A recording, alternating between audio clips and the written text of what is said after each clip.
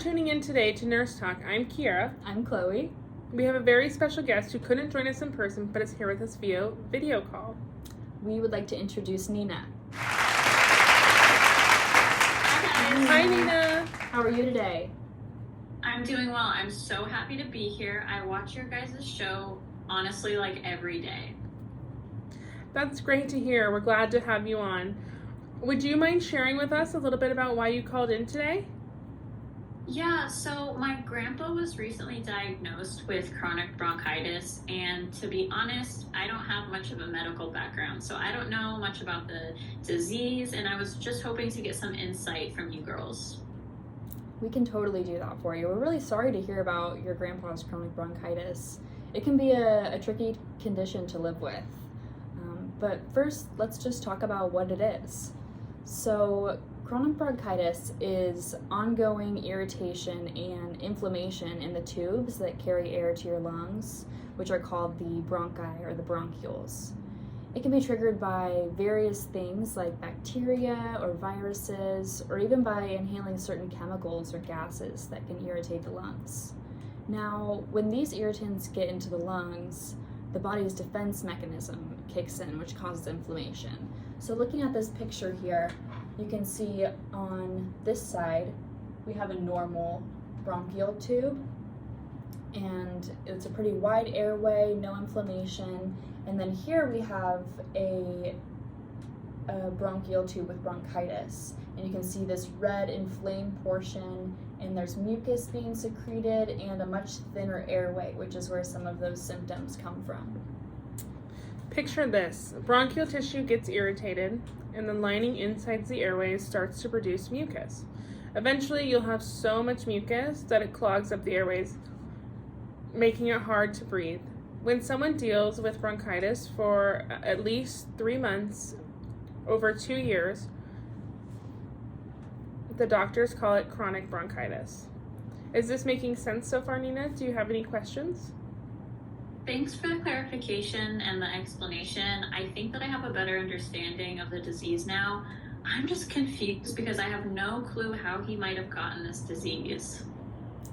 Yeah, well, that's a great question. Does he smoke? Yeah, he smoked a pack a day for like 45 years now. Wow, that's a long time to be smoking. Yeah. Smoking is a big risk factor for chronic bronchitis. There's some pretty harmful chemicals in cigarettes that can damage the cells that line the airways, and they mess with these little hair-like structures called cilia that usually help to push the bad stuff out of your lungs. Aging, exposure to fumes, dust, acid reflux, a family history of COPD, and certain conditions like asthma or cystic fibrosis can also play a role in the development of chronic bronchitis. So when doctors assess somebody with chronic bronchitis, they might find that their lung capacity is affected. They mainly struggle to exhale all the air out of their lungs. And they might struggle to breathe in, and they might hold more air than usual, which can feel uncomfortable. So that's chronic bronchitis in a nutshell. A more persistent lung irritation that really messes with your breathing and overall comfort. So Nina, what symptoms did your grandpa have that led him to seek treatment? Yeah, no worries. I was actually the one who brought him in and encouraged him to see a doctor.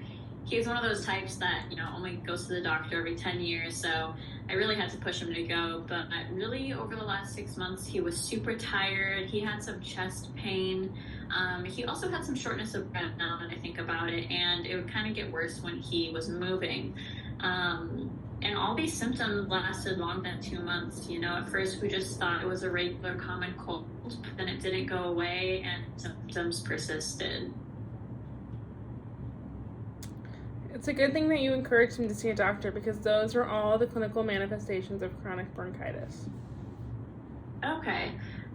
Speaking of that, like I kind of mentioned, my grandpa is not a big fan of going to the doctor. He's worried because the doctor said he would have to come in for all these random tests, and he's made it sound like they weren't even really related to his bronchitis. Could you kind of explain what the assessments are so I can help ease his anxiety a little bit? Definitely. I can totally understand the anxiety of having to go in for all these regular tests. It can be kind of a scary feeling. So when he goes in, he'll likely get a respiratory assessment, which is where the nurse will use a stethoscope to listen to his breath sounds. And by doing this, they'll be able to hear if he is having any problems with his breathing or any excess mucus in his lungs. They'll hear different sounds like wheezing or crackling with their stethoscope, so that's what that test is for. And they'll also look to see if he's using any other muscles to breathe. In addition to that, a skin assessment will also be done to see if there's any discoloration, which could be a sign that he's not getting enough oxygen to his body. So you might see a bluish tint or clubbing in his fingers, which is where his fingers get wider. So those are the things that can change with the skin. And also, over time, chronic bronchitis can affect the heart as well. So a full cardiac assessment will be done to see if there are any irregular rhythms, which can be an indicator of damage, because chronic bronchitis has been known to worsen heart failure as well. Okay, I'll definitely let him know. I think that's going to help ease some of his anxiety now that he knows what the tests are actually for. So thank you guys. One thing I wanted to mention, it seems as though this has kind of been affecting his mood. Ever since his diagnosis, he's just been, down in the dumps. He hasn't had any energy to do anything, has been kind of sulking around the house. I just feel bad because he doesn't even seem like he wants to play with his grandkids anymore. Is this normal? Wow, that sounds really tough. Yes, this can be a normal side effect of living with chronic respiratory conditions like chronic bronchitis. This can affect the daily activities that a person is able to do. This can contribute to anxiety, depression, and overall physiological distress. Coughing more and difficulty breathing can actually really disrupt the sleeping pattern, and that could lead to constant fatigue. The persistent symptoms and limitations associated with chronic bronchitis can significantly impact a person's overall quality of life, leading to social isolation, decreased productivity, and emotional distress. Okay. Makes me feel a little bit better knowing that, he's kind of not alone in this and it's normal that he feels this way. I'm also curious, how is this going to affect him long term? I think his friend Joe, I think that's his name anyways, he was diagnosed with kind of the same thing. And I think that he got like an inhaler and some supplemental oxygen. Is there anything my grandpa can do to decrease his symptoms or kind of improve his recovery process?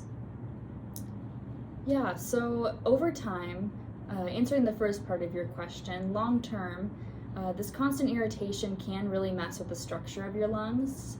The airways get thicker and more inflamed, and the walls of the lungs start to change, which leads to less oxygen getting into your blood, which causes another issue called hypoxia, or low oxygen levels.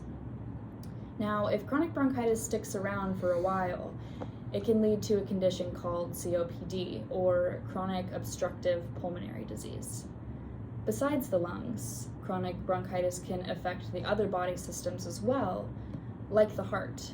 So chronic bronchitis can lead to what's called pulmonary hypertension, where the blood pressure in the arteries of the lungs rises due to that restricted blood flow to the lungs.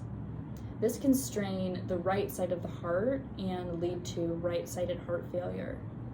So that's how bronchitis can affect the heart. It can also affect the immune system. Chronic bronchitis can weaken the immune response, which makes individuals more susceptible to respiratory diseases like pneumonia. Nina, I just wanted to ask you a question. Has your grandpa ever tried to quit smoking?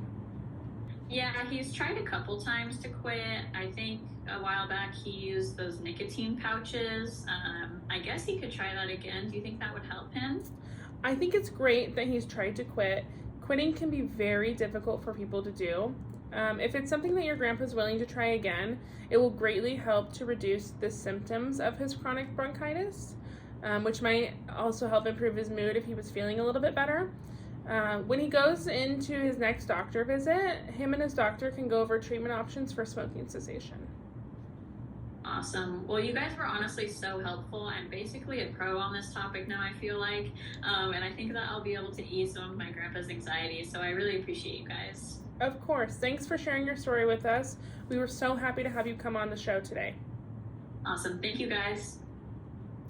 Bye. Thank you. Bye. We are going to a quick commercial break, but stay tuned for the next segment on COPD.